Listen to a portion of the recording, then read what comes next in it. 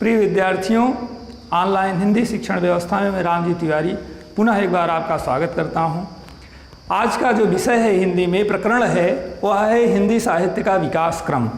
हिंदी साहित्य का विकास कैसे हुआ, इसको समझने से पहले हम हिंदी भाषा को समझें।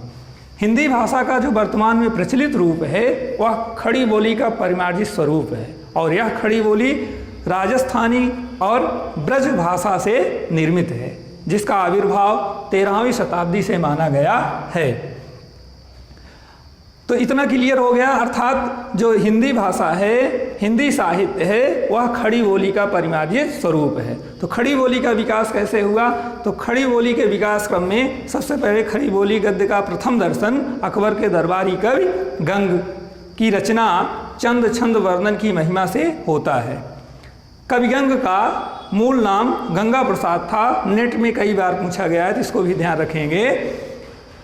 कुछ विद्वान इनसे परे हैं जो जटमलकृत गोरा बादल की कथा जो 1623 ईस्वी में लिखी गई, इसे प्रथम रचना मानते हैं। पुस्तकों में इस प्रकार के जब विषय वस्तु आएँ तो आपको परेशान नहीं होना है कि यहाँ इस पुस्तक में ये दिया गया, उस पुस्तक में वो दिया गया है। जो भी दिया गया है वो अकॉर्डिंग टू लेखक ने, विद्वानों ने इनको माना, उन्होंने उनको माना, इस प्रकार। अब हम आगे बढ़ते हैं और देखते हैं कि इस खड़ी बोली का विकास क्रम किन किन युगों में किस प्रकार हुआ। तो खड़ी बोली के विकास को बिंदुवार 6 भागों में बांटा गया है, जिसमें पहला है पूर्व भारतीय युग, इसकी समय सीमा 13वीं शताब्दी से 1868 ईस्वी। दूसरा है भारतीय युग, इसकी समय सीमा 1868 से 1900 ईस्वी तक है। तीसरा है द्विवेदी युग, महावीर प्रसाद द्विवेदी के नाम पर द्विवेदी युग पड़ा, 1900 से 1918 ईस्वी। चौथा है छायावाद युग, इसे शुक्ल युग के नाम से भी जाना जाता है, जो रामचंद्र शुक्ल के नाम पर पड़ा 1918 से 1938 ईस्वी तक।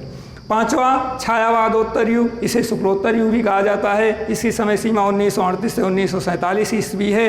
और स्वतंत्रोत्तर युग, भारत स्वतंत्र हुआ 1947 ईस्वी में, इसीलिए इसका नाम पड़ा स्वतंत्रोत्तर युग, अर्थात स्वतंत्रता के पश्चात का युग। 1947 से अब तक जो भी विकास हुआ वह इस युग के माध्यम से जाना जाता है। प्रिय विद्यार्थियों, एक बात विशेष तौर पर समझ लें, इस सागर रूपी साहित्य को जितना आप पढ़ेंगे, स्वाध्याय करेंगे, उतनी ज़्यादा गहराई में जाएंगे और आनंद रूपी मोती को पकड़ेंगे, लाएंगे। तो आपसे जो विनम्र आग्रह है वह यह है कि आप हस्तलिखित PDF को नोट्स में तिथिवार प्रतिदिन लिखें, निर्देशों को फॉलो करें। कल पुनः नए प्रकरण के साथ हम पुनः उपस्थित होंगे। तब तक घर पे रहें, प्रसन्न रहें। धन्यवाद।